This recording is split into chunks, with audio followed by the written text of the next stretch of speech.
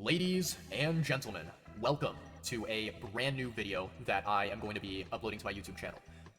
Here, we have the 2024 Game Awards website in front of us. And as of this moment, all of the winners for the 2024 Game Awards have already been announced. The Game Awards event happened, I believe, several weeks ago, and I was able to catch a good amount of it. Not all of it, but a good amount. And I wanted to take some time to review the winners, review the nominations, and basically give my thoughts and opinions on the entire event as a whole, and basically what I would have liked to see, or what I did see, and what I did enjoy about it. So, welcome on in, everyone. Today, we are going to be officially reviewing every single winner, every single nominee of the 2024 Game Awards. Alright, so, chat, lovely chat. We are going to go one by one in each category. We're going to take a look at all the different categories of the Game Awards, and we're going to see all of the nominees, and we're going to see which game won, and, if I have any thoughts on it, if I have any opinions, any comments that I want to make, I will go ahead and make those comments. And, yeah, we'll just go one by one and try to, basically talk about each one as quickly as we possibly can, and I'll offer my thoughts on whether I think the award for the game was deserved, or whether it was not deserved, right? And I'll talk about why.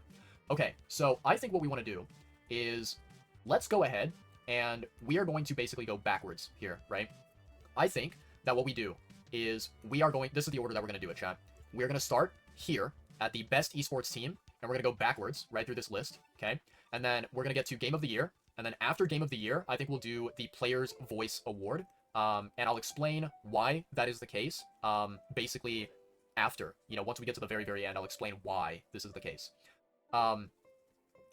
I will say that there are probably a good amount of categories here that I will not have an opinion on. I will not have any sort of input, any sort of thoughts to share, just because, to put it very simply, some categories here I do not really care about at all. I have no interest in it whatsoever, and, the winner and the losers, like, it doesn't affect me. It doesn't bother me whatsoever.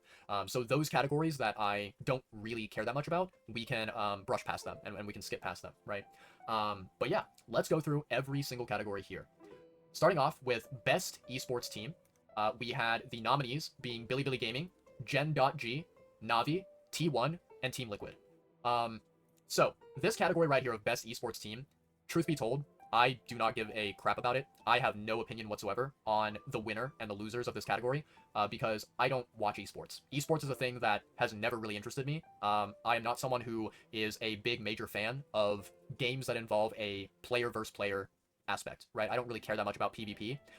And, I don't really have any knowledge about any of these esports teams, nor do I have any sort of, emotional attachment or investment in any of these teams. The only thing that I can say about the esports teams is that, from my knowledge, I believe that T1 is one of the most famous and popular esports teams out there. So the fact that T1 got the award and they were chosen as the best esports team of 2024, it does not surprise me at all. But yeah, I don't really care that T1 got the award. I also don't really care that these other teams were nominated or that they did not get the award, right? So let's move on, okay? Next category. Best Esports Athlete. We've got, let's see, Netta Shapira. We've got Alexei Vidolainen. We've got Jeong Ji-hoon. We've got Lee Sang-hyuk. We've got Matthew Herbao. And Zhang Yongkang. Yeah, it goes without saying, because as I mentioned, right, I am not someone who is very interested in esports. I don't care about esports. I barely know who these people are, right? However, based off of my very limited knowledge, I do know that this person right here, Faker, who won the award, he is one of the most celebrated, one of the most popular, one of the most famous esports athletes that exist, right? So this does not surprise me, and very similar to the esports team award, I could not really care less that Faker won, and that these people lost, and I could not care less that these other people were nominated. It does not bother me, it does not interest me whatsoever. So let's keep going, Oh boy, esports. The best esports game of 2024, right? We've got Counter-Strike 2, Dota 2, League of Legends, Mobile Legends Bang Bang, and Valorant. I'm gonna be completely honest here, chat. Again, I don't really have a lot of knowledge about esports. I'm not, some kind of super duper smart esports nerd, right? But I will say that looking at these games, I am a little bit surprised that this game right here, called Mobile Legends Bang Bang, was one of the nominees. Because, as someone who is like a very casual, gamer, I don't really pay attention to this type of subject, right? With my very limited knowledge and understanding of esports, I do not think I have ever heard anyone that I am associated with or that I am friends with in real life. I've never heard any of them talk about this game, ever. I have heard of all these other 4 games. I know of Valorant, I know of Dota 2, I know of League of Legends, and I know of Counter-Strike 2. But nobody here talks about this game, right? So my assumption, my guess, is that this game right here is quite possibly very, very, like, popular. And I would say it is likely exclusive to, maybe Asian countries and or European countries. Because I will say that, like, here in the United States, I do not think any human being cares about this game at all. And I don't think that, any American would care about this game more than they care about these other 4 games that exist, right? Yeah, I feel like the way that this game sounds, it sounds like it is a very pathetic, cheap mobile game application, right? It does not really sound like it is a professional esports video game, So I am a little bit surprised that it was one of the 5 top nominees. Maybe there's just not a lot of choices when it comes to esports games, but I will say that I am not surprised that League of Legends is the winner. I mean, yeah, like, I think any single time that I hear people talk about esports, it is either one of 2 games, right? It is either League of Legends or it is Valorant, right? Those are like the top 2 esports games that I hear people discuss, and they write comments and they write posts and whatever online about those games. So yeah, League of Legends winning is not at all surprising to me. I understand that a lot of people who are fans of esports, and obviously a lot of esports athletes themselves, play League of Legends and they like League of Legends, so there's that. Although I will say, the idea of League of Legends players enjoying the game sounds a little bit contradictory. Sounds like it is kind of a fake news type thing, right? Because I feel like every single time I speak to a person about League of Legends, the only thing that they respond with is just depression, and that's it. So yeah. But I suppose as someone who hypothetically would enjoy watching esports as an audience member, maybe it's fun to see these professional esports athletes get depressed over a game in front of an audience of hundreds of thousands, maybe millions or billions of people, right? But yeah, let's keep moving, shall we? Best esports game, League of Legends. Wow, Pog. Content creator of the year. Content creator of the year. So we have Queso. We have Ilojuan. I don't know how you properly pronounce that, but I do know that, in Hispanic culture, it is pronounced Juan. So I'm assuming the pronunciation is something like Ilojuan, right? We have Techno Gamers. Wow. I swear that would have said Techno, but it says Techo instead. I'm gonna be honest, I think that is not a great username. I think that if I was this person, if I was Techo Gamers, I would change my username. That kind of sounds a little bit stupid, in my opinion. This is like the type of username that a 12-year-old kid with a PlayStation or an Xbox would come up with, and it seems like this Techo Gamers guy never decided to change his username that he came up with when he was a little child, right? But yeah, Techo Gamers. We also have Typical Gamer, and we have Usada Pecora, right? Okay, so I do not really have a lot of strong opinions about this particular award here, about Content Creator of the Year, because to be completely honest, I do not really watch any of these people, like any of these 5 individuals on the screen. I do not watch them, right? I will say though, right, this is just like my opinion based off of what I do know. So I think that basically this award, it was a competition between 2 specific people, right? It was a competition between Queso and between Usada Pecora, right? Because I think that out of these 5 individuals, those 2 are, I think, the ones that have the biggest, fan bases, the biggest audience, right? This is my own personal opinion.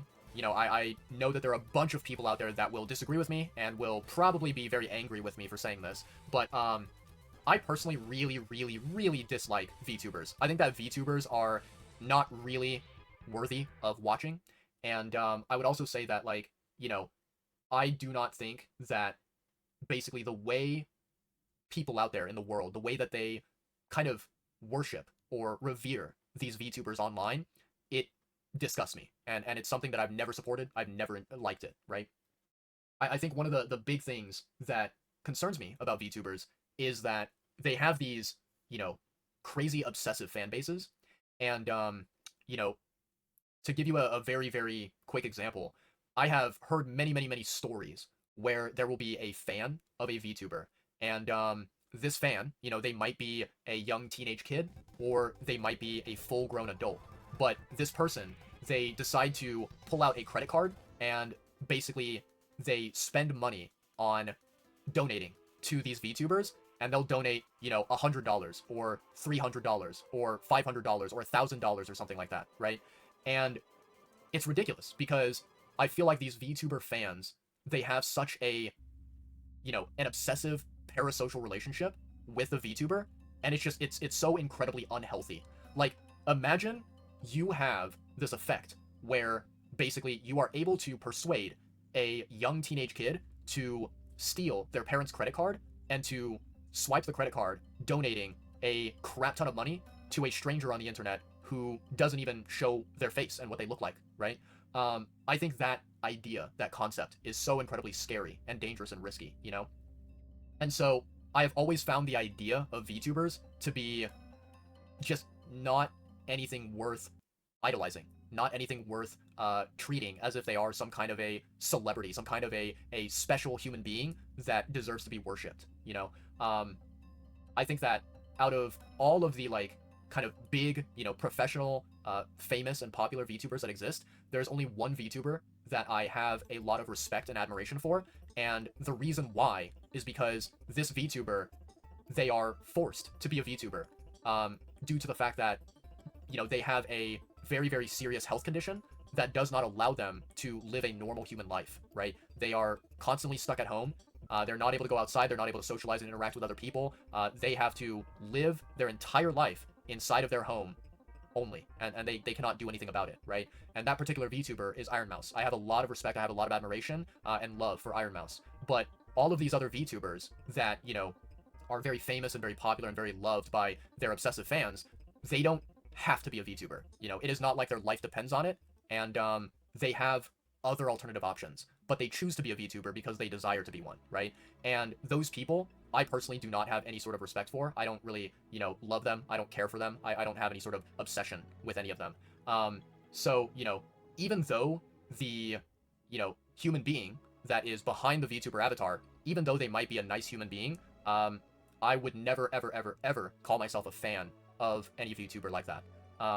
So, you know, for this particular Content Creator of the Year award, based on my limited knowledge, I do think that Queso is the one who deserves the award. I think that he won it very fair and square, and I think this was a good choice. I think this was an award that was given out to the right person, because, you know, these three other people here, Ilohuan, Tekko Gamers, and Typical Gamer, I don't really know who they are. I don't really have any idea of, you know, anything that these people do, and so I think that it kind of speaks for itself, the fact that I really have barely any knowledge about any of these 5 content creators, but even me, even being someone who is very naive and very, like, uneducated about these 5 individuals, I still have heard of Queso, and I've seen, you know, clips, I've seen videos of his content, and I have heard of him, right? So that just speaks to the impact, the significance that Queso has had on the content creation community by himself, you know, compared to these other 4 individuals, right?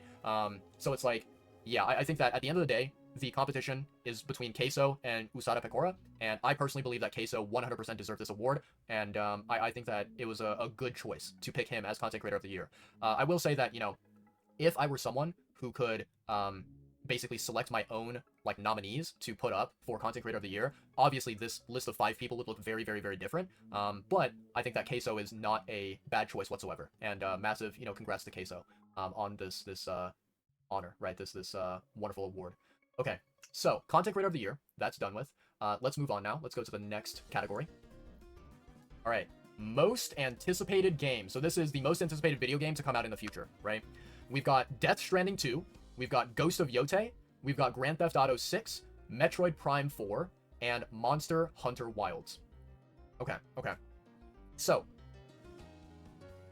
as you guys can see here, Grand Theft Auto 6, it won the award, and I'm gonna be honest, I am not surprised whatsoever, because for some reason, I feel like the entire world, you know, not just the US, but I think, like, everywhere in the entire world, it feels like people are so extremely hyped and excited for, you know, for the release of GTA 6, right?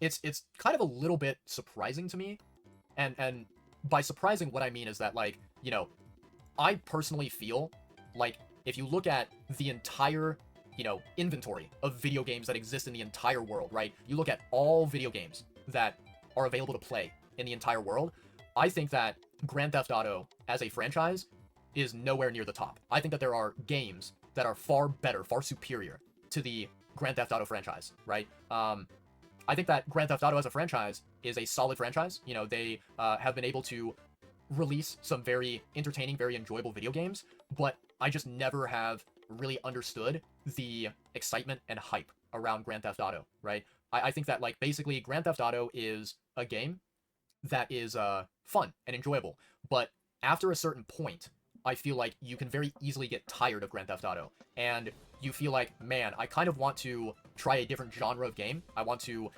try something fresh and new, rather than the same old thing, right? And considering that this right here is going to be the 6th, title in the Grand Theft Auto franchise, it is kind of reminding me of something like Call of Duty, where they just seem to keep pumping out more and more titles, even though, I think the underlying game formula of Grand Theft Auto, I think the underlying formula is the exact same, right? You have this open world where, you explore the world as this character. You basically get to steal cars and drive around places, and there's like a main story quest line that you can go through and experience a story in the game, or you can just goof off and do a lot of like random activities throughout the open world of Grand Theft Auto, right?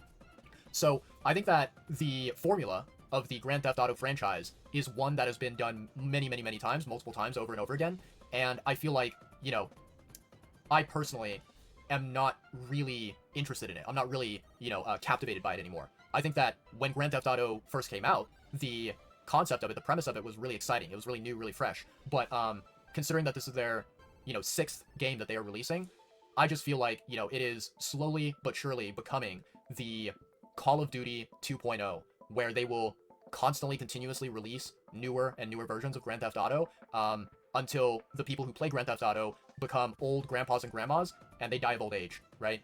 And I think at a certain point what will happen is, Grand Theft Auto as a franchise, it will reach a point where the quality of the gameplay cannot get any better, right? They will create their best game ever, and then after that, they will continue to release more and more titles, but those titles are going to suck, and they're going to get worse and worse, and they're not going to have the same quality, right? And that's basically why I'm looking at Grand Theft Auto as if it were Call of Duty 2.0, releasing all these, continuously updating titles that, don't really offer anything revolutionary, don't really offer anything crazy new and never been done before, right? Fresh.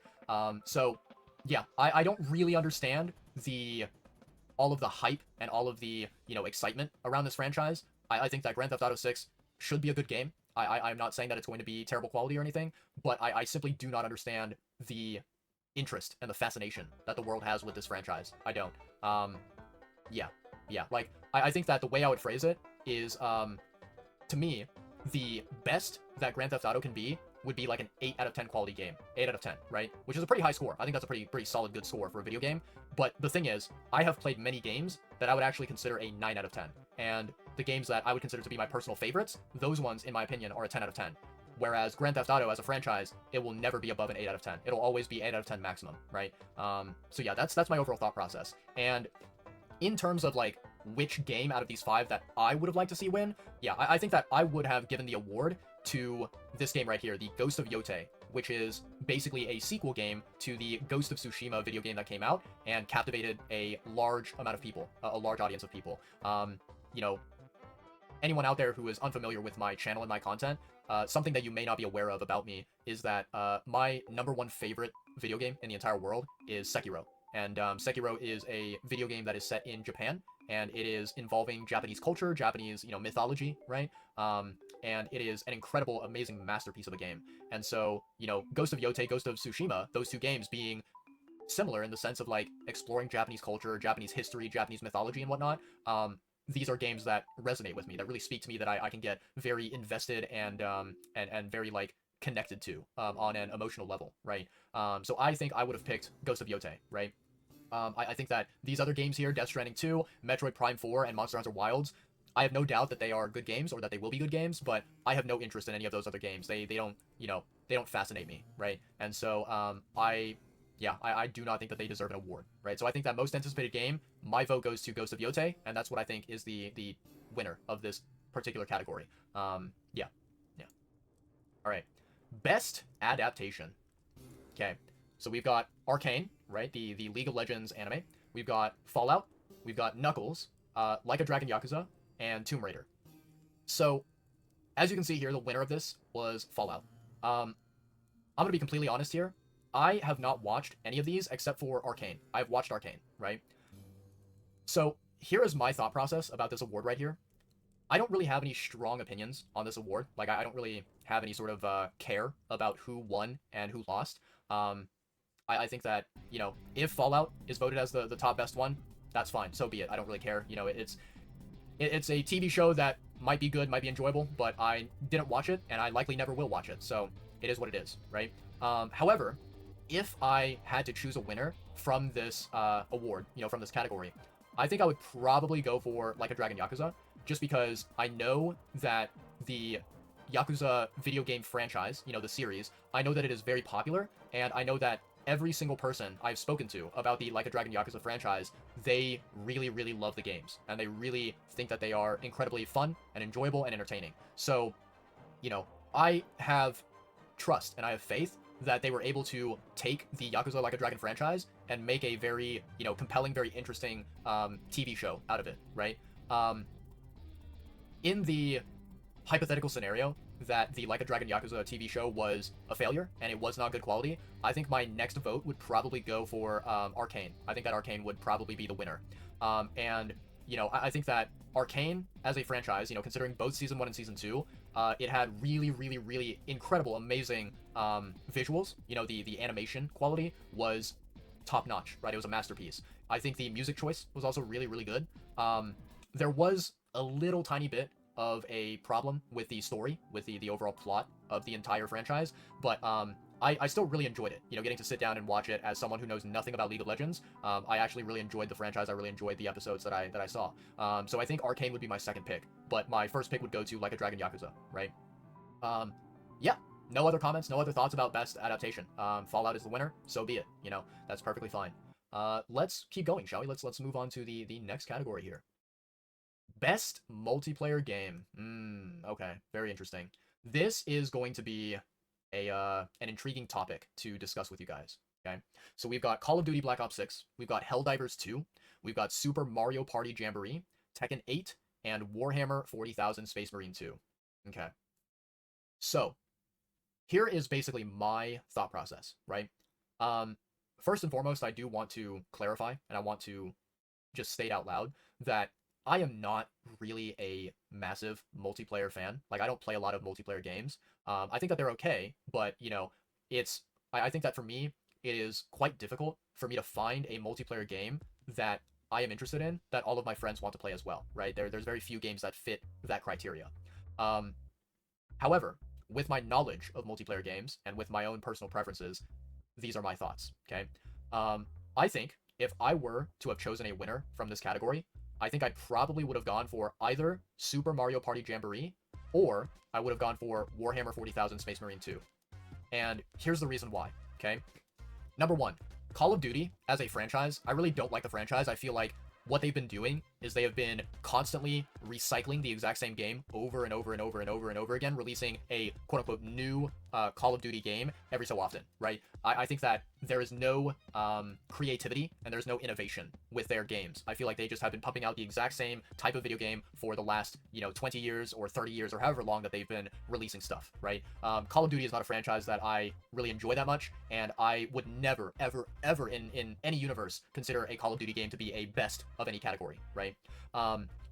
Number two, Tekken 8 as a video game, it is a fighting game, right? It is a game where basically you are facing 1v1 either a bot, a computer that is controlling the opponent, or you are facing another fighting game player, right? I personally am not a really big fan of fighting games. I feel like the controls for fighting games are very excessively complex, right? And I feel like, in order to learn a fighting game, in order to master a fighting game, it takes a lot of time, it takes a lot of skill, it takes a lot of talent, and it takes a lot of practice, right? I think that the entry into the fighting game world, it is a high bar that you have to, overcome, right? And I've never really enjoyed fighting games. I've never really gotten any sort of satisfaction from playing them, right? So I don't think that Tekken 8 deserves this award whatsoever. Not at all. And I think that, you know, of course there is a PvP aspect to Tekken 8, but I think, you know, the idea of naming it as like a potential best multiplayer game, that to me is quite ridiculous, and I don't think that it belongs here. I think it is one of the 5 nominees here that should not have been a nominee, right? Yeah. Now, let's talk about Helldivers 2. Okay, Helldivers 2 here is the winner of this award, the winner of this category. My personal explanation for why I do not believe that Helldivers 2 deserves to win is basically entirely because of Sony as a company. For anyone out there who did not know about this, for anyone out there who did not hear about this, you know, massive breaking news that happened earlier in 2024, Sony as a company, they made a decision where what they were going to do is they were going to make it to where, in order to play a game that is published by Sony, you have to have a PlayStation Network account, a PSN account, and you have to, you know, either already have one existing or you have to create one, a brand new one, right? The problem is there are a crap ton of countries that exist in the world that do not allow you to create a PSN account. Like, it's just simply not accessible. It is something that does not exist in those countries. And I believe that there is roughly about 200 or even more than 200 countries that do not have this capability. They do not have the option, right? So all of those players that live in those countries, they were suddenly like locked out. They were suddenly banned from playing Sony video games, Sony published video games. Now, instead of Sony addressing that problem and fixing that problem, as they should have, right? What they decided to do is they decided to double down. They decided to say, nope, we are not changing our minds. And instead of, you know, reverting that policy change that they made, what they did is they instead went ahead and they basically made it to where the games that are published by Sony would no longer be available in the country. So to understand this, right, at the very beginning, it was simply that you were unable to create a PSN account if you lived in a certain country. Then what Sony did was, for those countries where you could not create a PSN account, what they did was they simply took away the Sony published video games from existing in those countries. They just made them completely unavailable, and they removed it from being able to be purchased in those countries, right? So, you know, at the very beginning, you could see the game, you could buy the game, and you could own the game, but you could not have a PlayStation Network account, right? Then what Sony did was they took the game away, and they said, okay, now, if you try to search up the game on Steam or on any other, you know, website or service or whatever, you would not be able to find the game if you lived in one of those countries that was blacklisted, right? So, essentially what Sony did is they shot themselves in the foot. They made it to where they would no longer receive, you know, profit and support from these countries that they blacklisted, and they did that in order to basically increase the number of PlayStation Network account holders, and, you know, theoretically, what it would do is it would kind of show the people that have a financial investment in the company, it would show the shareholders that, you know, they are quote-unquote successful, because a lot of people are getting PlayStation Network accounts, right? Yeah, I feel like essentially what Sony did was they were like, okay, we want to increase the amount of people that have PlayStation Network accounts because, you know, we want to basically show that the amount of people who are like loyal customers of Sony, there would be more of them. There would be an increase in those people, right? So they had this like very small, minor objective that they wanted to accomplish, right? This thing that honestly does not really matter that much, right? But they decided to hyper focus on that one objective because it would make them supposedly look good in front of the financial investors and the shareholders and whatnot, right?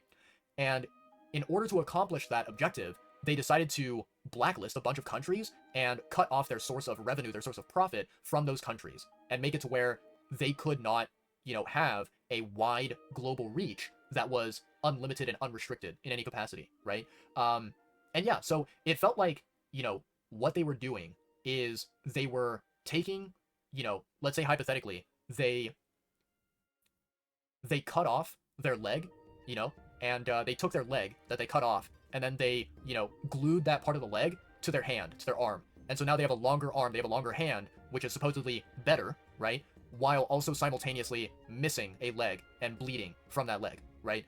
It just feels like what they did was they created a massive problem with this blacklist in order to quote-unquote solve a very minor and irrelevant problem that they had, right? And it was just like one of the most idiotic and moronic business decisions to ever be made. And the only reason why Sony was able to get away with it is because they are a massive, multi-billion-dollar company, and even though this this mistake that they made, even though it cost them money and they lost out on potential revenue and profit, they were able to just tolerate that loss and not really be bothered by it. It would be like a person dropping a $1 bill accidentally on the sidewalk and not noticing it and walking away. That is kind of the effect that it had on Sony, because they're such a massive, popular, and just super wealthy company, right?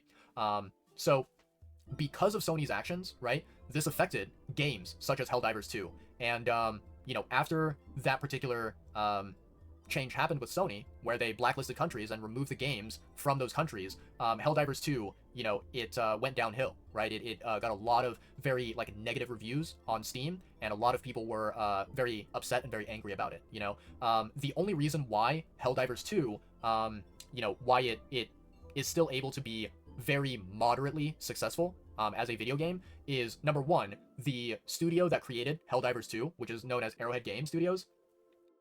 They are good people. They are people that did not want Sony to make this decision, right? They had no control over the blacklisting of countries, right? And people know that Arrowhead Game Studios, they tried their best to make a really good game, a really enjoyable, fun game for consumers, and they are trying their best to make a product that people are able to have fun with and enjoy and love, right? And I think with Helldivers 2, it seems like the game developers, they care about the game, and they are attempting to, maintain and manage the game as best that they can to keep it alive for as long as possible, right? The one thing that I did hear about Helldivers 2, and this is is a story from a content creator that I heard recently in a video.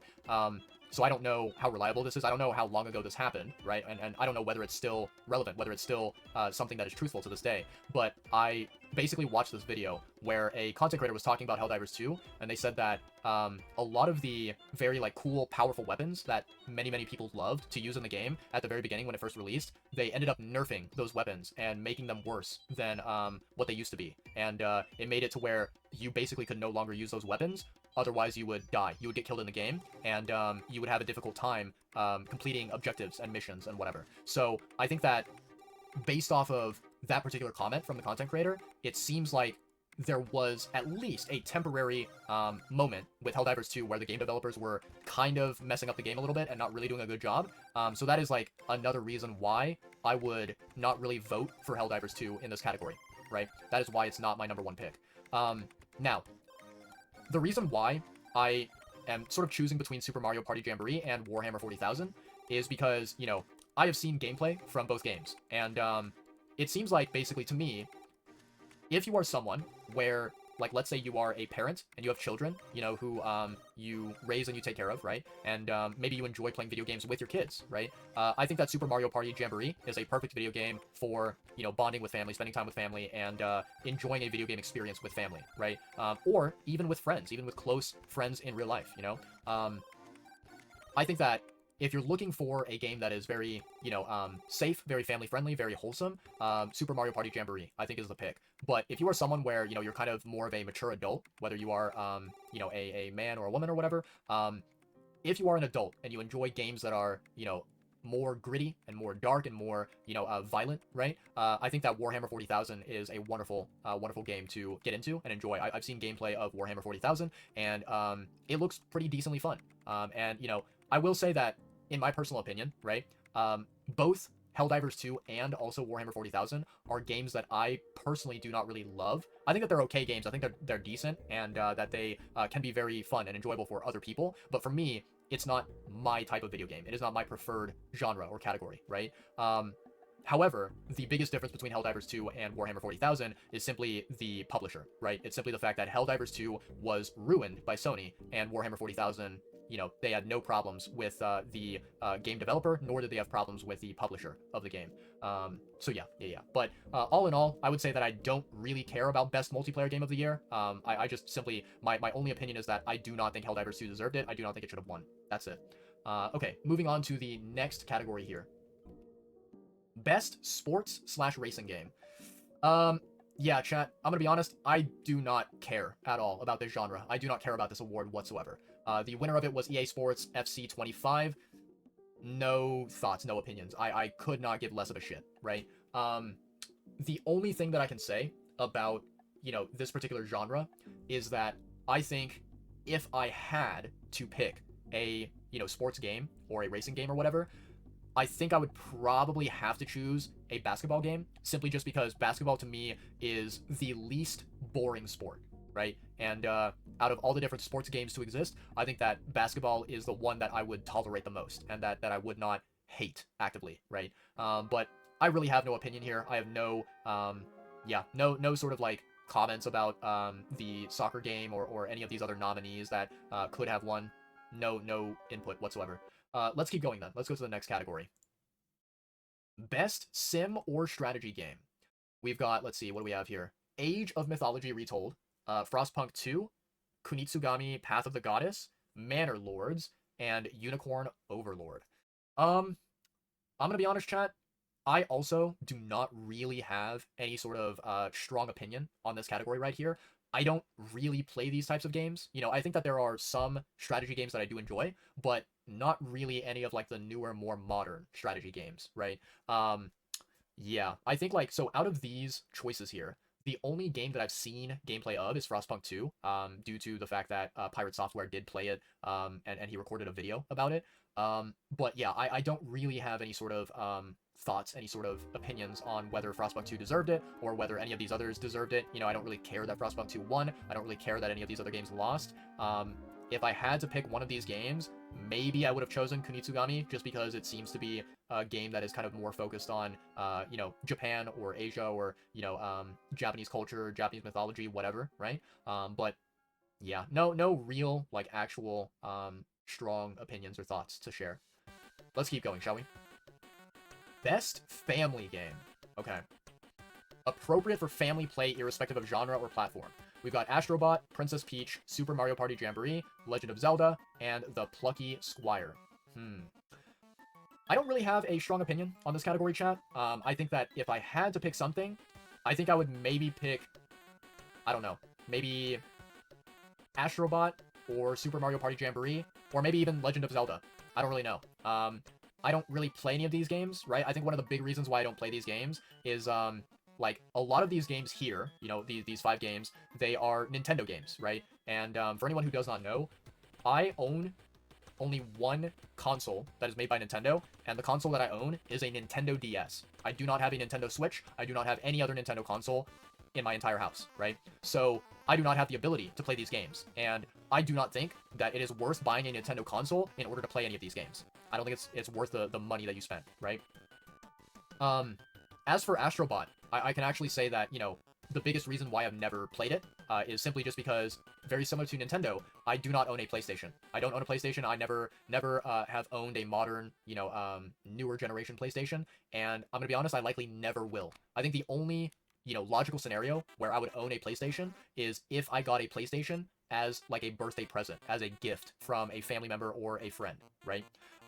So I have not been able to play Astrobot simply because it's not available to play on PC, right? Yeah, I don't really have any strong thoughts or opinions or comments or whatever about this category. I think that if I had to pick something, I would probably say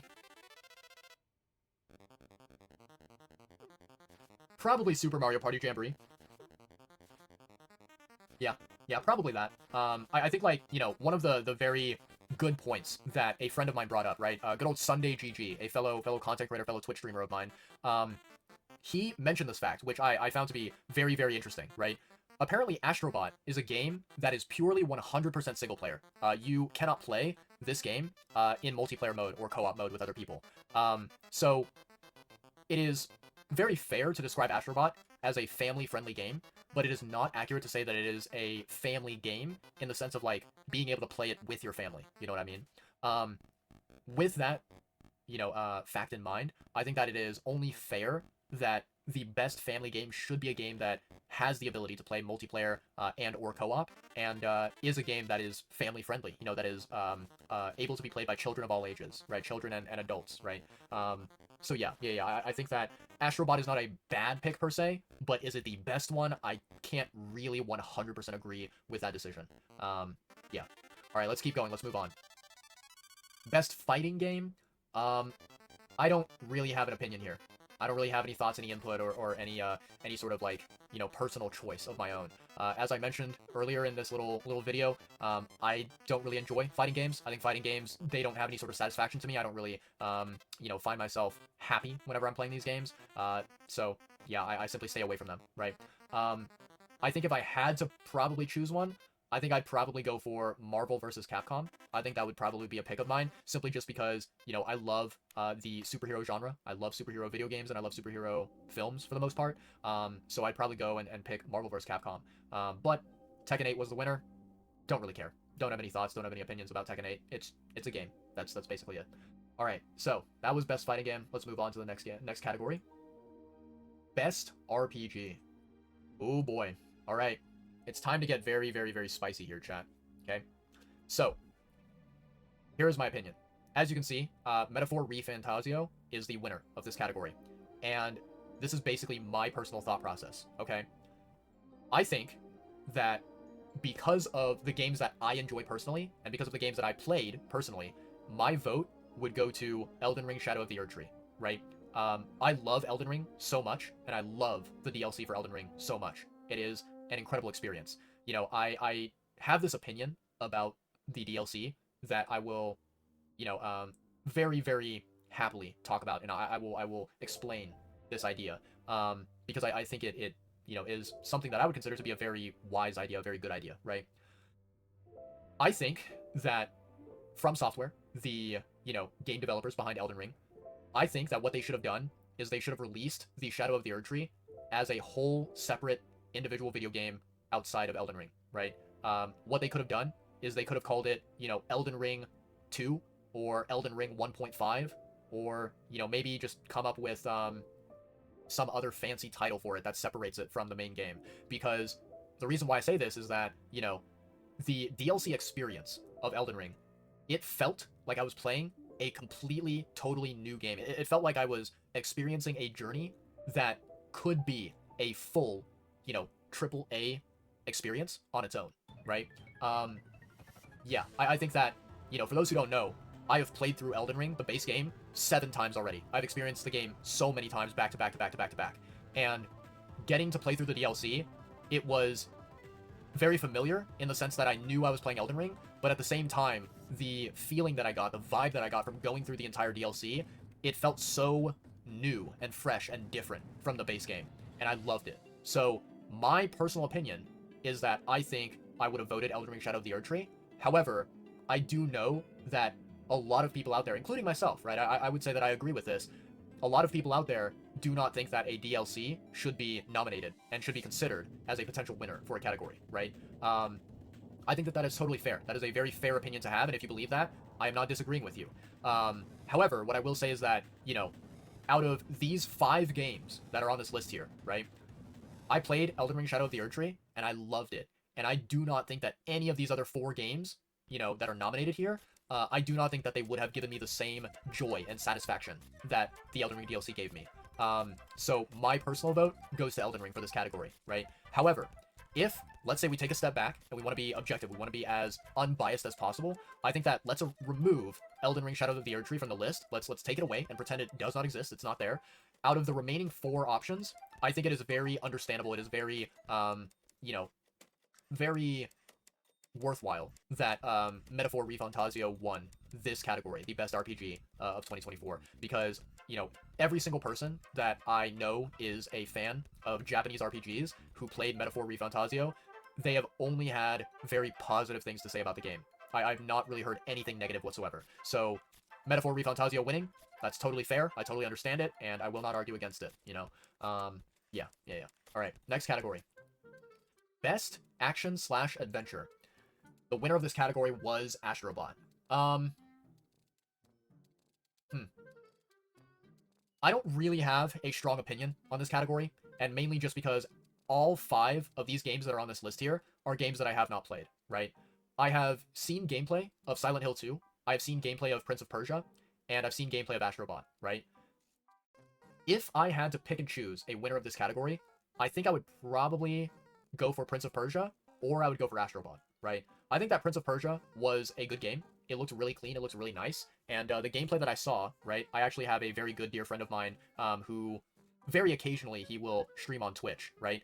His username is Valdeka, and I love Valdeka so much as a friend. He is a wonderful human being. He played Prince of Persia on stream a couple of times, and watching his gameplay, it looked very, very enjoyable. It looked very fun. So I think my vote would go to either Prince of Persia or Astrobot here, but I don't really care that strongly about who won and who lost. Yeah, yeah. I mean, I have no hatred for the fact that Astrobot won, and I have no hatred that these other 4 games lost the competition, right? So yeah, let's keep going. Let's keep going, shall we? All right. Best action game. Okay. We have got Black Myth Wukong. We've got Call of Duty Black Ops 6, Helldivers 2, Stellar Blade, and Warhammer 40,000. Very nice, very nice. So, this category right here, chat, I think this is one of the very, very rare categories where the winner of the category is something that I fully 100% agree with. 100%. I think that Wukong absolutely deserved this award, and I think that, I am very extremely happy and satisfied that it won this category, right? I think it deserves to be called Best Action Game of 2024. I would say that if I had to choose an alternative, if I had to choose like a second runner-up for the winner of this award, I would probably say Stellar Blade, and basically there is 2 reasons why, okay? Number 1, I have played a little tiny bit of the game known as Nier Automata, which is a very popular, very famous video game, and I know that Stellar Blade is heavily influenced, heavily inspired by Nier Automata, right? On top of that, the company that created Stellar Blade is a company called Shift Up, and they are a Korean game developer, right? Shift Up has also created another game, which is a gacha game called Goddess of Victory Nikke, and Nikke is one of my number 1 favorite gacha games to ever exist. I love Nikke so much, and I play it daily, right? Because of my love for Nikke and my respect for the developers of Nikke, because they truly do care about their players, they care about their audience and the people that play their games and support them. I think that Stellar Blade is a game that is worthy of potentially winning the Best Action Game of 2024, right? I mean, that's not even mentioning the fact that Stellar Blade, for anyone out there who enjoys a little bit of fan service in their games, Stellar Blade has a good amount of fan service, right? So there's that. But I think that Black Myth Wukong winning this category, that is a massive, massive W. That is a based Giga Chad, choice for the winner of the Best Action Game of 2024. So congratulations to Wukong. Let's keep going, shall we? Best VR AR. I'm gonna try to breeze through this very quickly, chat.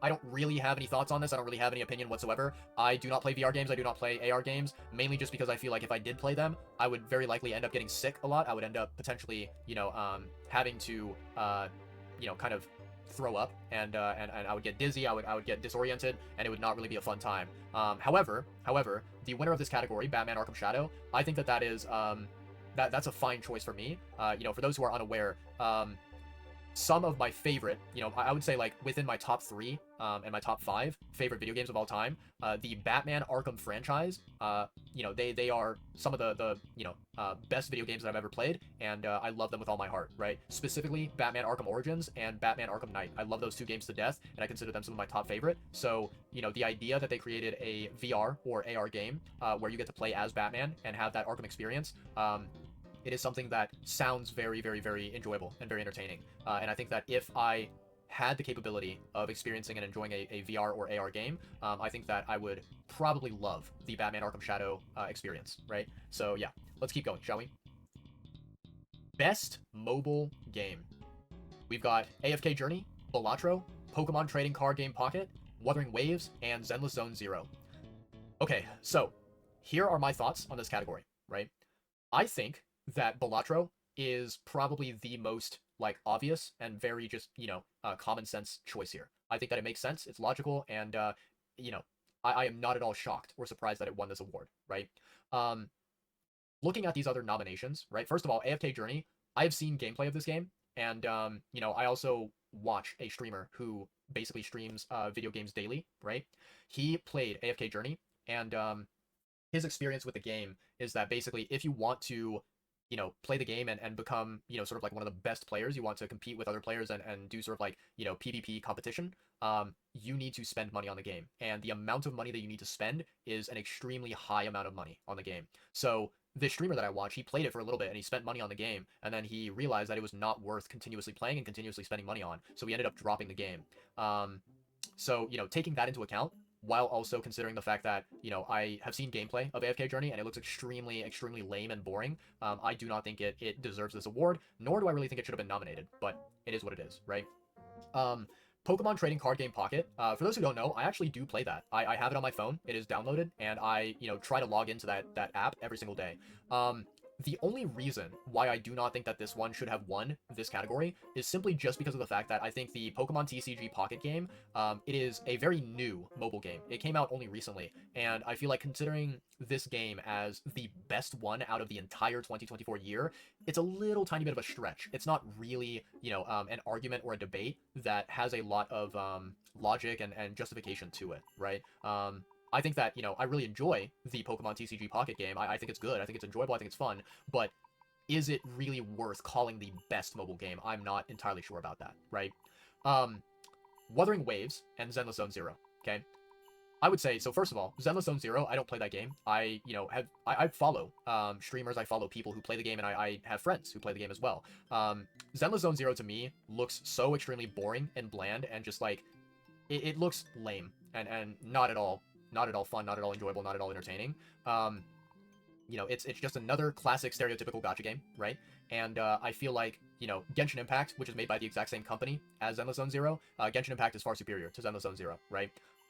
So I never have, and I never will play Zenless Zone Zero, especially because the characters that exist in that game, they are so just like unappealing, right? There's no character in that game that I think to myself, oh my god, they are a waifu or they're a husbando, and I want to pull for them, I want to own them, right? So there's that. So, that is like a big reason why I do not think that Zenless Zone Zero deserves this award, nor do I really think it deserves to be nominated, right?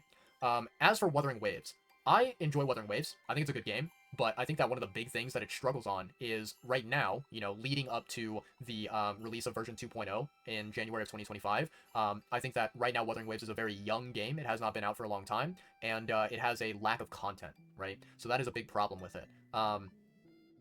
Other than all of that, right, the last major point that I will bring up that is kind of one of the most important reasons why I do not think that Wuthering Waves or Zenless Zone Zero deserved this particular award here is simply because of the fact that, anybody out there who tries to play a gacha game like Wuthering Waves or Zenless Zone Zero, anyone who tries to play it on a cell phone, on a smartphone, this tiny little screen, it is a miserable experience. I have actually tried to play Genshin Impact on my phone in the past, and it was the most miserable, most depressing, and disappointing gaming experience I've ever had. So, unless you are someone that basically has a, let's say a smart tablet that is the size of a laptop or a PC, you are not really going to be having a fun time playing any gacha game on your cellular device, right?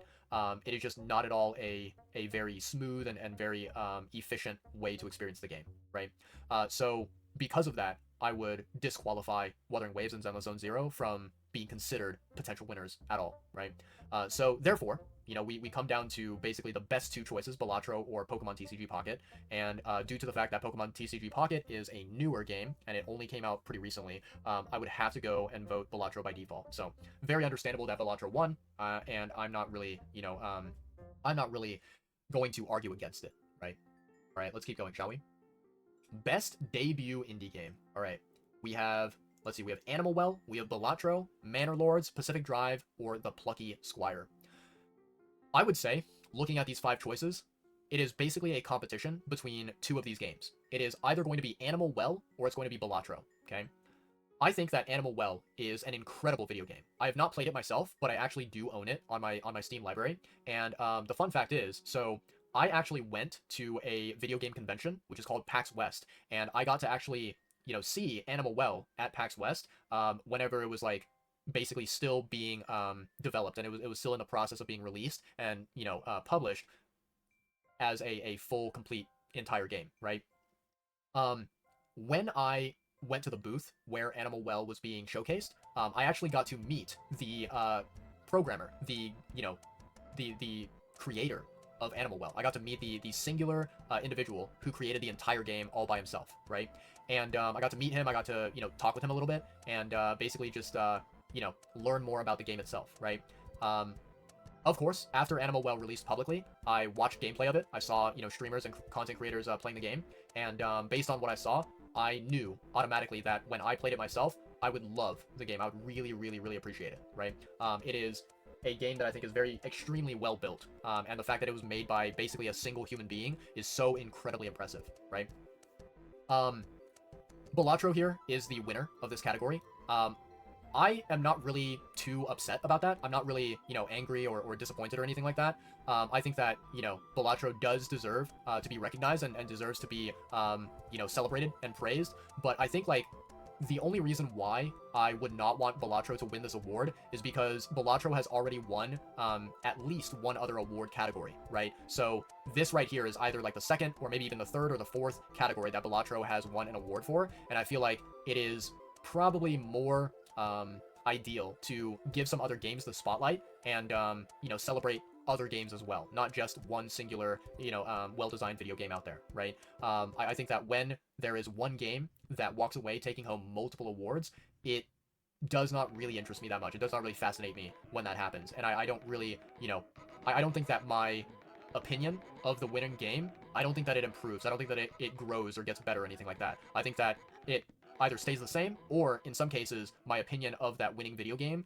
it decreases. And I think that the game is worse than it actually is because of the fact that it feels like they are, it feels like they are winning all of these awards when they don't need to win all the awards. You know what I mean? I think that just recognizing a very well-designed video game for one singular award and having them win that one singular award is already more than enough celebration and praise for a video game. So I think just because Balatro has won other categories for the Game Awards, I would have given this category, the debut indie game, to Animal Well, especially considering the fact that Animal Well was created almost entirely by one single person, one human being, one legend, So yeah. All right, moving on. Best independent game. Let's see here. Of course, Balatro won this particular game award, right? They swept and they were able to pick up, I think, like 3 or 4 different categories at the Game Awards. I think that Balatro is a good game, right? However, as I mentioned, just a second ago, I think that it is very much so worth recognizing other video games and giving them the spotlight and allowing them to shine for a little bit by recognizing the incredible work that the creators of the video games have done for the particular experience, right? I would say for this particular category here, right? This is basically the way that I would do it. Okay, I would say that for best independent game, I would maybe vote for something like Neva, right? I would vote for this game right here. Then for the best debut indie game, I would vote for Animal Well, right? And then for the best mobile game, I would vote for Balatro. I think that is how it should have been. I think that those were the winners that should have been chosen, right? And that way, you are not only just giving the spotlight to one singular video game being Balatro, you are also shining a spotlight on some other incredible, amazing experiences in video games with Animal Well and Neva. But yeah, that is my personal opinion. I don't hate that Balatro won, but I'm also not really too, overly happy or satisfied, But yeah, that is the best independent game out of the 5 nominees. Let's keep going. Best community support. I don't really have a strong opinion on this, chat. I really don't. These 5 games that are listed as the nominees, I don't play any of these 5 games, and I don't really care about any of these 5 games. However, I think that, from the limited knowledge that I have, the game developers behind Baldur's Gate 3, they really, really, really created a wonderful video game, and I feel like, all of the people who played Baldur's Gate 3 when it first released, they were very extremely optimistic and positive about the video game. They really enjoyed it, they really loved it, and they showed their love and support for the developers, and they just went out of their way to to show respect and praise and admiration for this video game title, right? I think that this award being given to Baldur's Gate 3, it makes sense. It is logical, and therefore I don't have any sort of argument against it. I don't have any sort of problem with the award being given to Baldur's Gate 3. Let's keep moving, shall we? Best ongoing video game. Okay, we've got Destiny 2, Diablo 4, Final Fantasy 14, Fortnite, and Helldivers 2.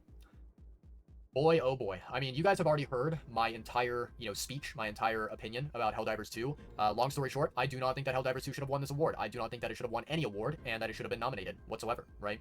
I would say that if I had to pick one of these games that, probably deserved the award, I think I would probably have to pick Fortnite. I think that would be, the thing that I am obligated to choose. And the reason why is because, in this modern day and age, right, ever since the very first time that Fortnite was, officially released to the public, up until now, up until this current day and age, Fortnite still remains a relevant video game. People still play it all over the world, and people of all, demographics play it. People who are young, people who are old, people who are men, women, people who are, American, people who are Asian, people who are European, right? Anyone and everyone plays Fortnite, and anyone and everyone enjoys Fortnite, right? So it seems like it is a very universal, very global video game that any consumer can enjoy, right? I think that Final Fantasy XIV, Diablo 4, and Destiny 2, they have some very, very proud and very, like, very respectable communities, right? There are people who really, really enjoy those three games, and they continue to play them to this day. But I think that those three games, they are comparative to Fortnite, right? These three games are more niche. They are more specific and special in the way that, like, only certain individuals who really, really, really love the genre that those games are a part of, they are the ones that continuously play the game. I know that there are many people out there, for example, who they don't really care about the gameplay of Destiny 2, or they don't really care about the gameplay of Diablo 4, and they're not interested. They have no sort of desire to play the game, and so they simply just do not play it, right? I think that the communities that those three games have, those communities are a, like, very, like, select concentration of niche individuals who really, really love the game and support it as hardcore, loyal fans. But I think that, everyday, regular, casual video game enjoyers, they are not, constantly getting into Final Fantasy XIV or Diablo 4 or Destiny 2 and picking up the game casually and playing it and sticking through with it forever, right? So I think that for this particular award, the winner that makes the most sense would have been Fortnite. I do not think that Helldivers 2 should have won. Yeah, Fortnite is kind of the obligated go-to decision, right? But yeah, let's keep going, shall we? Next category. Games for impact. So, we've got Closer the Distance, we've got Indica, Neva or Neva, Life is Strange Double Exposure, Senua's Saga Hellblade 2, and Tales of Kenzera Zao. The winner of this category was Neva or Neva, and I'm gonna be honest, I think that is fair. I think that it deserves it. I have seen a little tiny bit of gameplay of Neva or Neva, and from the gameplay that I saw, it looks very, very special. It looks very unique. It looks very meaningful, right? Very impactful, very significant, right? The only other game out of these nominations that I've seen gameplay for is the game called Senua's Saga Hellblade 2, and I saw a little bit of gameplay from my best friend, right? I have a great, amazing IRL friend by the name of Pixels with Coffee, and he created a YouTube video about Senua's Saga Hellblade 2. And, he did a little bit of gameplay of it, and he talked about what he liked about it, what he didn't like about it. And based off of the footage that I saw, based off of what he showcased in his video, I did not really think that Senua's Saga Hellblade 2 was that impressive to me. I thought it was okay. I thought it was halfway decent, but it felt a little bit too basic or generic, and I didn't really feel like it was extremely special or unique compared to other games that are in the same genre. So I think that, this game here, Neva or Neva, winning the award for this category, I think it is a very fair choice, very logical, very understandable choice that I do not disagree with. So yeah. All right, let's keep going. Innovation in accessibility. I don't really have any strong opinion on this category, chat. I will say, though, that Prince of Persia as a game, I saw my friend Valdeka playing it, and it looks very, very fun. It looks very enjoyable, and I think that, it seems like it was a game that was very accommodating, very accessible for many different types of players. I don't really feel like it was limiting or restricting or in any manner, and I didn't feel like it was stopping any particular types of people from playing the game, right? So yeah, I have no strong opinions. I don't really care that much that Prince of Persia won or that these other games lost, but I'm glad that Prince of Persia did win an award for being a very, fun-looking game. I think that is a award that is well-deserved, right? But yeah, let's keep going to the next category here. Best Performance. Okay, we have the different voice actors here. We have Brianna White from Final Fantasy VII Rebirth, Hannah Tell from Life is Strange Double Exposure, Umberly Gonzalez from Star Wars Outlaws, Luke Roberts from Silent Hill 2, and Melina Jurgens from Senua's Saga Hellblade 2. I'm gonna be honest, chat. I don't really care that much about this category. There's a couple of reasons why, okay? Number one, all 5 of these games, I have not played them, and I don't care about them, right? So, I don't really have any sort of preference. I don't have any sort of bias, okay? Number two, when it comes to voice acting, in my opinion, I think that, to me, I care a lot more about basically voice acting in video games when the game is in a different language, right? I care about games that are, for example, let's say a Japanese video game where it has Japanese voice acting in it. I care more about that because I love the Japanese language, I love Japanese culture, and I love Japanese voice acting a lot. Same thing with like, Chinese voice acting as well, or Korean or whatever, right? I really appreciate the voice acting that is done in all of these other different languages, right?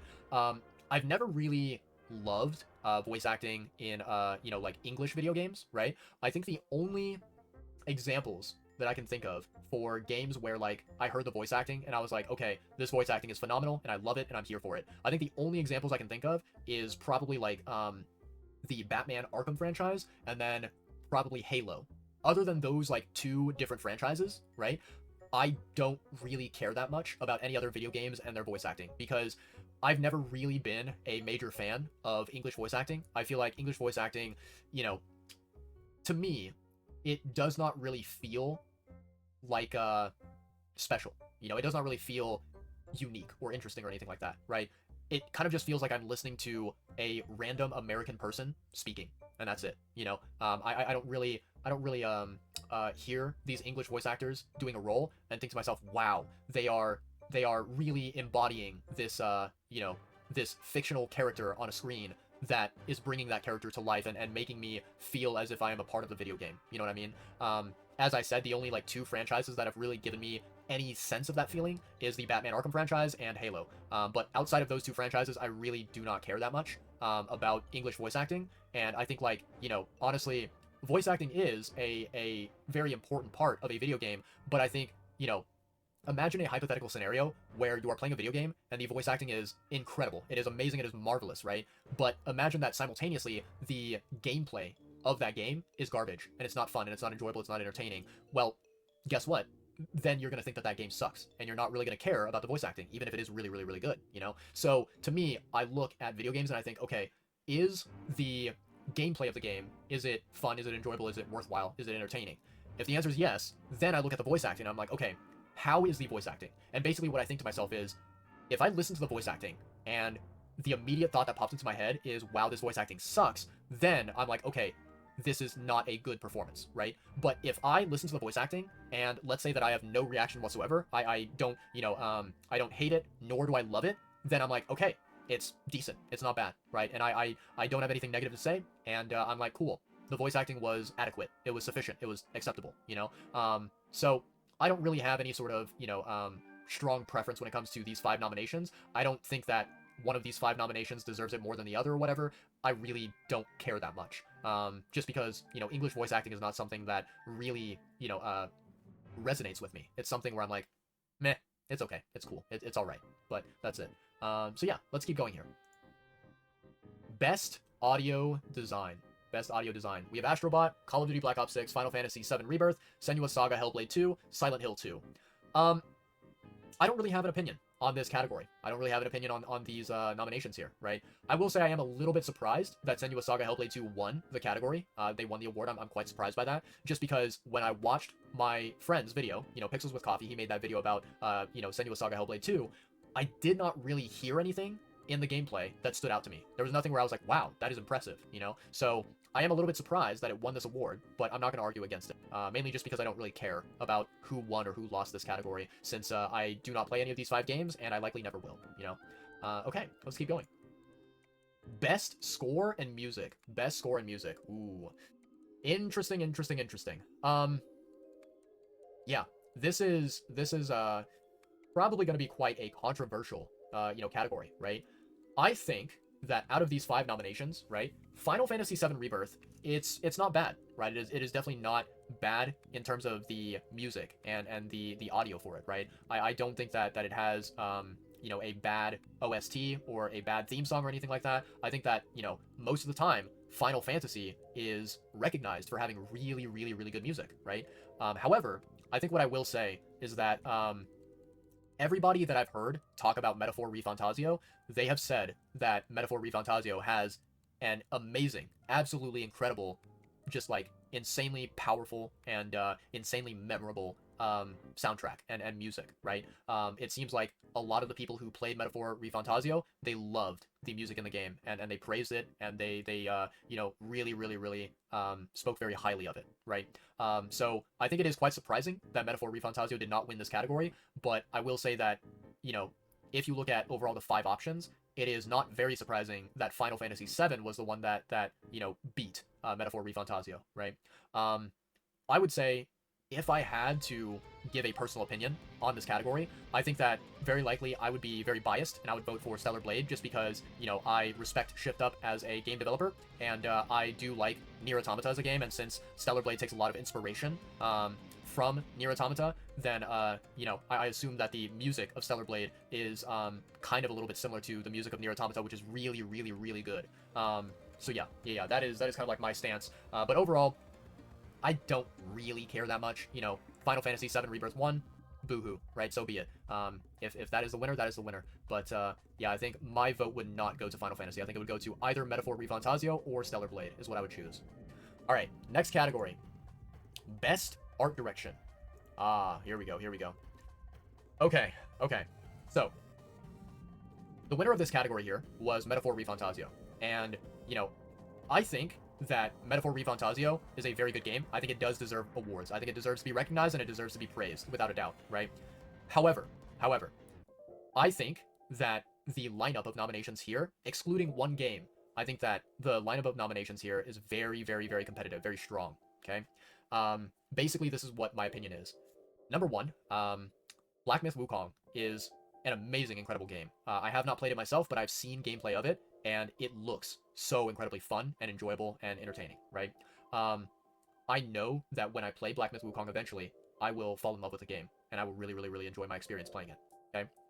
Number two, I know that a DLC should not be nominated. I know that it should not be considered, right? However, because it is nominated, and because I played the Elden Ring DLC from start to finish, and I loved the entire journey, right?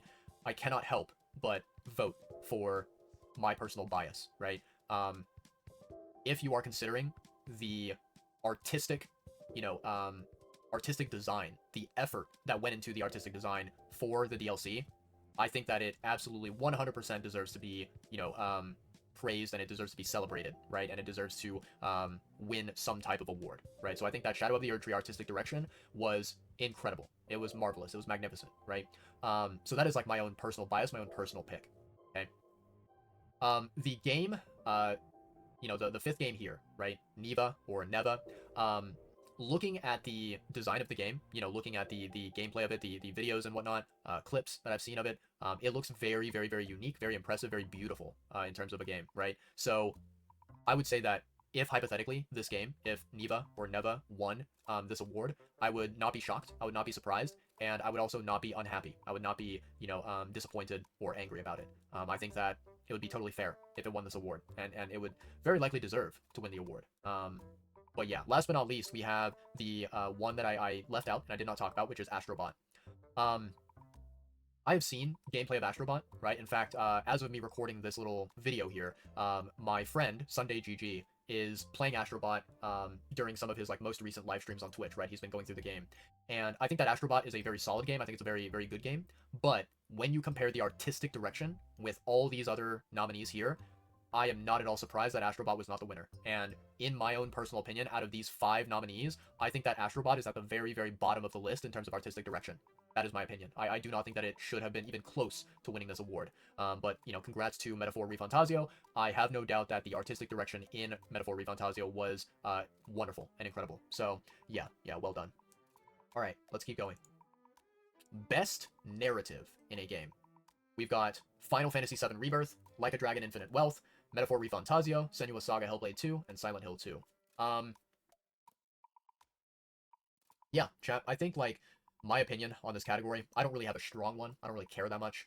But what I will say is that, you know, I have not played any of these 5 games at all. However, based on my knowledge of these 5 games, I think that, you know, Metaphor ReFantazio being the winner, it makes sense. It's very logical, it's very justified, and honestly, in my opinion, I think that Metaphor ReFantazio is the only one that should have won. Like, I don't think that any of these other 4 games deserves to win this award, because yeah, I just feel like while these other 4 games might have decent stories, I think that the overall impact that Metaphor ReFantazio had on the JRPG community was so significant and so impressive, right? That there's nothing but very positive things that people talk about when it comes to Metaphor ReFantazio. So, yeah, best narrative going to that game.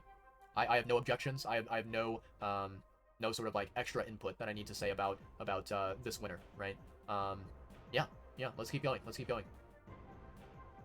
Best game direction. Oh boy, oh boy, oh boy. Okay.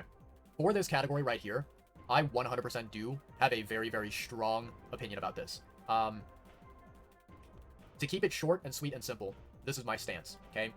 If I were to vote based on my own personal bias, I would vote for Elden Ring Shadow of the Erdtree DLC. That would be my #1 pick. However, in the spirit of being fair and being as, objective and unbiased as I possibly can be, I would probably pick Black Myth Wukong as my second choice, being the game with the best game direction. Because, to sort of explain why, you can think about it this way. And what I'm doing right now is I'm actually taking the words that a different content creator by the name of Pirate Software, he explained it in this way, and he said this, right? So I'm going to paraphrase what he said. Basically, Pirate Software, who, by the way, he has not played Black Myth Wukong, right? In fact, I think that Pirate Software, he only played... I think he only played, like, maybe Metaphor ReFantazio and Balatro. I don't think he played any of the others. I could be wrong, but that's what I remember. Pirate Software, who has not played Black Myth Wukong at all, right? He said, when he was talking about the Game Awards, he said that he thinks Black Myth Wukong deserves at least 1 award, if not multiple. And the reason why is that Black Myth Wukong was a video game that was created by a Chinese game developer company, right? And the premise of the game, the concept of the game, is basically set in Chinese culture and Chinese mythology and Chinese history, right? It is a Chinese game through and through that was created and developed by a Chinese company. And when the game was created, when it was published and, released to the entire globe, entire world, right? At the very beginning, there was a lot of people, specifically here in the US, here in the Western Hemisphere, there was a lot of people who were very, very, very skeptical of the game. And they were looking at the game and judging it very harshly, being very critical, and sometimes even going so far as to insult the game, right? But after a while, Black Myth Wukong, it became one of the most popular video games when it released, and the amount of people that bought the game and played the game when it released was incredibly massive. There were, thousands, millions, maybe even billions of people who, tried out the game. And when they tried out the game, they found that it was fun. They found that it was enjoyable and really, really special, right? So what Pirate Software basically said is that the significance and impact of a game like Black Myth Wukong is unmatched by any other game that was nominated during the Game Awards event, right? And I fully agree with that. If you're talking about these different nominations here, I think that out of these 5 games, Black Myth Wukong did so much more than Astrobot did or ever could do. And I absolutely 100% do think that the game direction of a game like Black Myth Wukong is superior to that of Astrobot. I do not think that Astrobot should have won this award here. I would say that very likely the biggest reason why Astrobot won this award is simply just because it is a video game where, anyone and everyone can play it. Whether you're a child or whether you are an adult, any person of any age can enjoy the video game. Whereas I think for Black Myth Wukong, you have to be a specific type of gamer where you really enjoy action RPG games like Black Myth Wukong to have a fun time with it. So yeah, I think that is the advantage that Astrobot had, and that is why it took the award for this category. But I personally do not believe that it deserves this award whatsoever. Yeah, let's keep going, shall we? Alright, so that was best game direction. Game of the year, okay. So now we get to the big category. We get to the #1 category here, game of the year. As you guys can see, the winner of game of the year was Astrobot.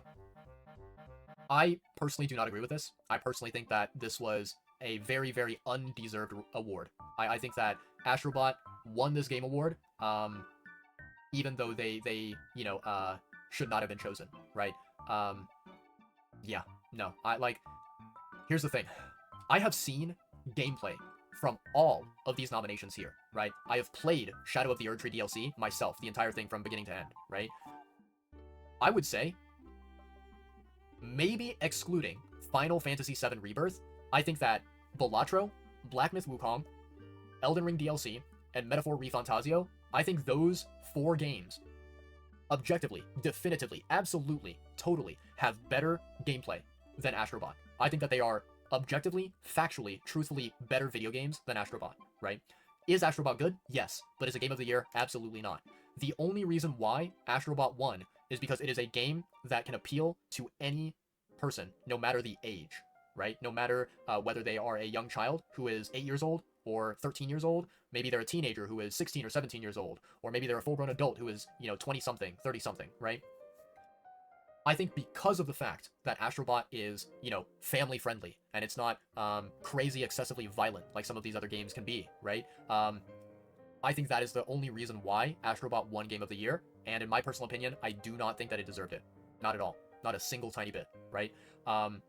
My personal opinion, okay? I think that Black Myth Wukong should have won Game of the Year if you are looking at these nominations objectively, and you are, a person who believes very strongly in the idea that a DLC should not be included, right? I think that Black Myth Wukong deserves to take the title home, deserves to take the award home, without a doubt. No questions asked. So that would be my personal number one pick, right?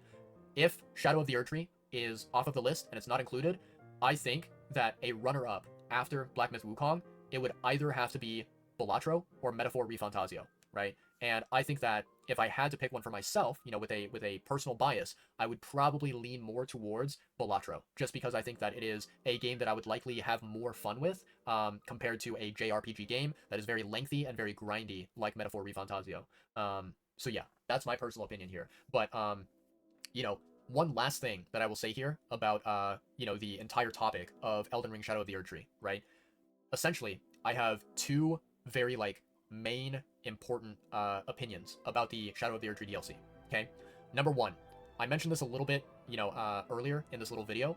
I think that From Software should have released the Elden Ring DLC as a completely separate video game entirely. I think they could have named it Elden Ring 2, or Elden Ring 1.5, or Elden Ring something something, or maybe even just come up with another title altogether. I don't even know, right? But I think they should have released it as a completely separate video game because it felt like it was a completely separate video game all on its own. It did not feel like it was a very small, very measly DLC extension of the base game, right? However, more important than that, right? The second thing that I'm going to mention, this is probably my number one main argument, my main takeaway, right? That I think anyone and everyone out there can agree with. I think what the Game Award should have done is they should have created a special, specific category of a Game Award, which is called the Best DLC of 2024. And they would have a couple of different options of DLCs that came out during this past year. And in those nominations, there would be Shadow of the Erdtree, right? I think if they did that, a lot of people out there who care about the Game Awards, they would be very happy with that. And they would be very, willing to vote for Shadow of the Erdtree as the best DLC of 2024. Not the best game of the year, but the best DLC of the year. I think that would have been perfectly okay, and it would have worked out totally, without any problems, without any lashback, without any critiques, without any people complaining, right? I think that would have been the most optimal, the most effective way to do the Game Awards. And the fact that the organizers of the Game Awards did not create a DLC award category, that is honestly kind of stupid and ridiculous. I feel like that is a rookie mistake where you stop and you think are the people who organized the Game Awards, are they a bunch of absolute fucking idiots? Are they just completely negative IQ or something? Why did they not just create their own separate DLC category? You know what I mean? Yeah, and so I think that at the end of the day, what I would have done is have a separate DLC category, and I would vote for Elden Ring, and the Shadow of the Erdtree DLC would have won that specific category for 2024. That's it. Now, we do have one final category to take a look at, which is right here, the Player's Voice, award, right? Before we take a look at this category, I need to explain something for people out there who may not know this, right? There might be some people out there who don't really know that much about the Game Awards, and this is new information, right? You are learning this for the very first time. The way that the Game Awards works as an event is that all of these categories, right? All of these games, all of these nominations that are being voted on, they are primarily being voted on by a specific group of people, by a kind of a panel of various different people. I wonder if I can show it to you here. Okay, so it says here that the Game Awards are chosen by an international jury of over 100 global media and influencer outlets, right? So let's click on this. The voting jury for the Game Awards. If we look here at all of these different, judges, right? These are all of the, companies or the individuals that get to place a vote on the Game Awards event. And they get to basically decide who is going to be the eventual winner, the eventual best game of each category, right? So what you are basically seeing here is that the Game Awards event is controlled primarily by a bunch of random different, companies and entities, organizations and whatever, that claim as if they know video games. They claim as if they are, knowledgeable and as if they have this expertise in video games, right? The fact of the matter is that these, companies, these organizations, these entities, they do not, right? They do not speak on behalf of the video game community. They speak on behalf of their own selfish interests. That's basically it, right? That is all. And so, the way that the Game Awards works, for anyone who is unaware, 90% of the votes, right? 90% of the votes for all of these different games in each game category are done by these companies, these businesses, these organizations, these entities, right? Only 10% of the vote for the Game Awards is done by the general public audience, right? So that means me. That means you on the other side of this webcam. Only 10% of our vote counts towards the Game Awards event. And 90% of the votes are, counted based on these organizations, businesses, entities, right? Who claim as if they know and understand video games when they honestly do not, right?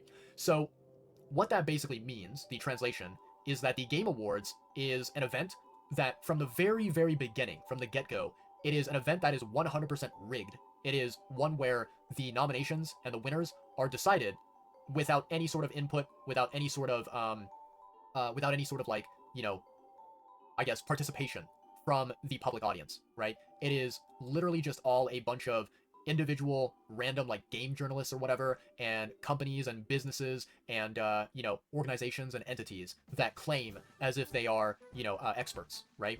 So what this basically means, the sort of translation of this is that because the Game Awards are overall, they are rigged, right? And they are not at all fair and not at all unbiased and not at all inclusive, right? It means that the winner of the Game of the Year is not actually the true winner. It is not actually the real Game of the Year. In fact, the real Game of the Year is this one right here, the Player's Voice Award. And the reason why is because the Player's Voice Award, in comparison to all of these other categories, this award is primarily done by the public audience out there. That means me. That means you. That means any and all other video game players that exist around the entire globe. It's not one of those, 100 or 200 different stupid companies and organizations and entities that think they know better than regular, everyday, average consumers, right? So, in my personal opinion, the Player's Voice Award is the number one most important here, and I personally view the Player's Voice Award as the actual, true, real 2024 Game of the Year. That's basically how I see it. I do not accept this idea that Game of the Year belongs to some game randomly chosen by a bunch of experts, quote unquote experts, right? These people who claim to be smart and intelligent and knowledgeable and good at video games, right?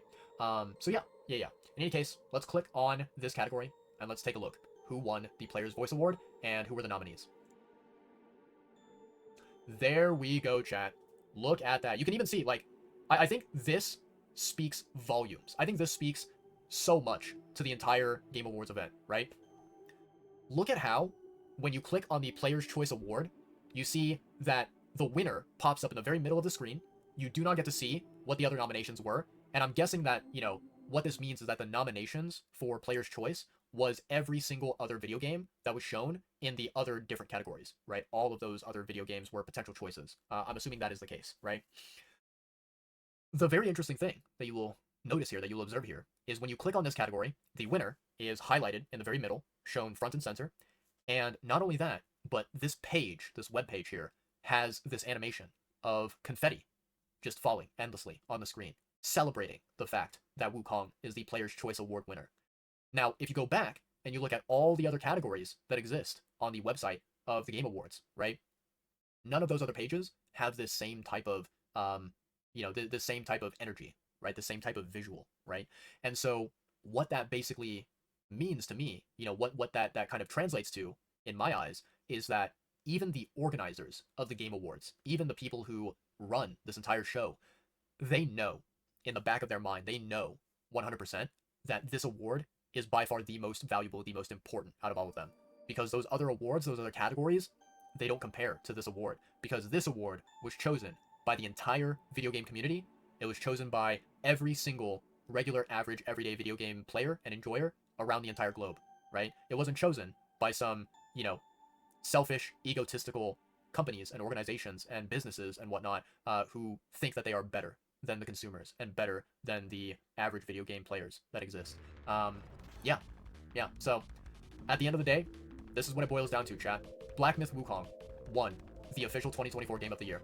There is no such thing as, the other technical Game of the Year, and I do not recognize any other of the games that were nominated, in the Game of the Year award. I do not recognize them as the true winner or anything like that. Black Myth Wukong is the Game of the Year, and by far it is my Game of the Year of 2024. Hands down, no questions asked. So, as the confetti shows, congratulations to Black Myth Wukong. This is an award that is very, very, very well deserved and incredible and amazing. So massive shout out to the game developers behind this, the company known as Game Science. Massive shout out to them for creating a wonderful game that a lot of people played and a lot of people loved and a lot of people, really respected and admired and celebrated, right? So congratulations. In any case, chat, that right there is me talking about every single Game Awards nominee and every single Game Awards winner for all the different categories in 2024. If you are watching this on YouTube, I do want to say thank you so much. I know that these videos where I kind of like react to something, where I talk about something, they're usually very long. They're typically like, maybe 1.5 hour or 2 hours long, maybe even like 3 hours long sometimes. So I do apologize for that. But if you are someone out there who somehow managed to sit through the entire thing and watch the entire thing, I really, really do want to thank you. And I really do appreciate you for taking the time to listen to what I have to say. Because, yeah, sometimes these topics that I like to discuss, they are topics that I do have some very specific opinions on, some very specific, sometimes very strong thoughts and perspectives to share about. And I'm very glad that at least one human being out there is willing to listen to what I have to say, right? But in any case, that's going to do it for this little video here. I appreciate all of you out there on YouTube and anyone out there who is also on my Twitch channel as well, because this is a lot of the time where I try to quote-unquote record all of this footage, right? So I appreciate anyone and everyone out there who watches me, no matter the platform that it's on. Much love to you all, and this video right here is likely going to be one of my last few videos before 2025, before January 1st. So I do want to say, again, a very, very happy holidays to everyone. Merry Christmas to anyone who celebrates it. I hope you guys are basically enjoying a lot of amazing time with your family and with your friends. And yeah, I hope to see you guys again in 2025 with more videos and more live streams to come. But until the next video, until the next live stream, I will see you guys later. Peace out. Bye-bye.